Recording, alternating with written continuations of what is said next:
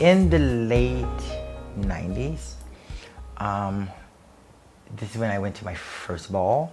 It was interesting to see the LGBT community in one room, that they're having a competition with each other on who can Vogue the best, who can model the best, who's prettier, whose body is better. So we kept going periodically to the ballroom scene, and then I was asked to walk a ball. When you walk a ball, just to clarify what it is you're walking in a house. So a house is like a clique, and every house has different names.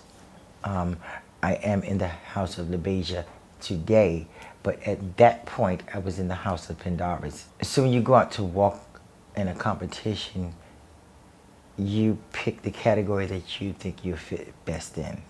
At that time, I used to model, so I used to do runway. I didn't get a lot of trophies. In the beginning, I got none. So I said I didn't want to do this anymore because I didn't feel that I was being appreciated. I would still go, but I would never enter the competition, and then I just faded out completely. I went to a drag show. When I saw these girls on stage with these outfits and the hair and the gowns, it was so intriguing that I used to go all the time. Until one day, one of the hosts asked me to get on stage because she needed another contestant to do her contest. I said to her, I can't do that because I don't have clothes the way you guys have clothes. She said, it doesn't matter, it's just a contest. So we went in the DJ booth, I picked the song, I did the show, and I won. It was the best feeling in the world, where I'm standing up here and I have all these people clapping at me and I can get money for it. So that's when I decided to do the showgirl thing, and I pushed the ballroom aside. I got so wrapped up in it that it's like any show business, because it's a show business, entertainment business, and then you get caught up in the drug thing.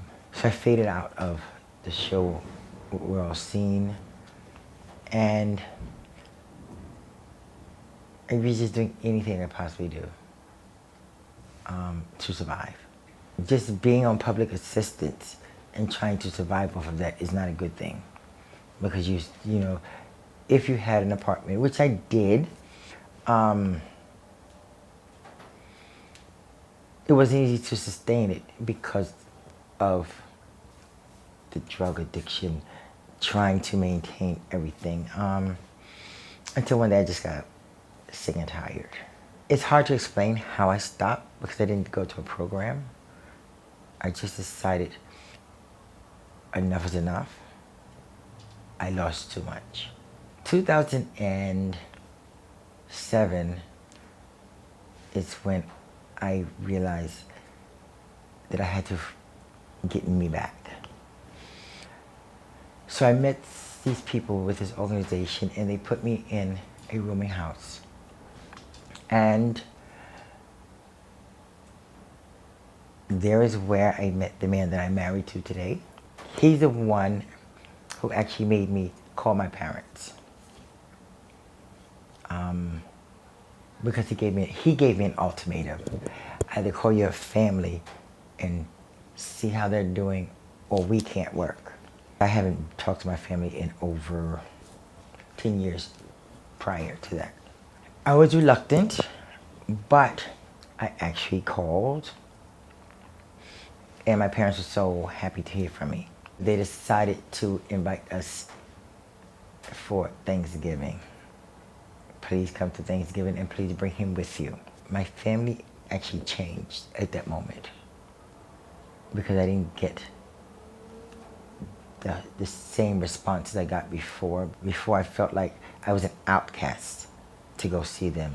Now it was more open, like, oh please, we love you, this is what's happened, between this, between that. It was different this time when I went back because I felt loved and appreciated. Then I decided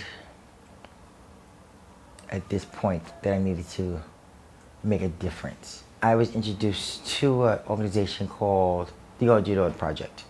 They were offering a school which is called Trans Justice Community School, which taught you how to look outside the box and show you that trans people had rights, that we have a voice.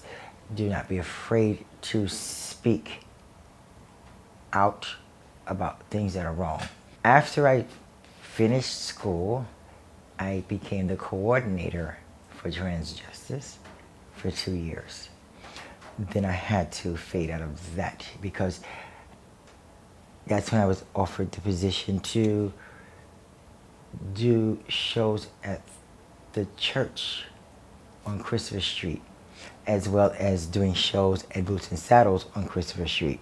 So it was a lot to handle.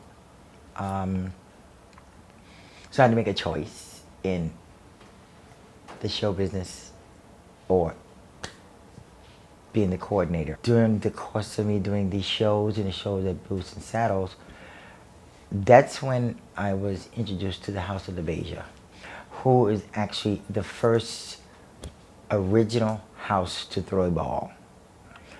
I've been in the house now for 5 years. I am like the aunt, the godmother, all that wrapped up into one.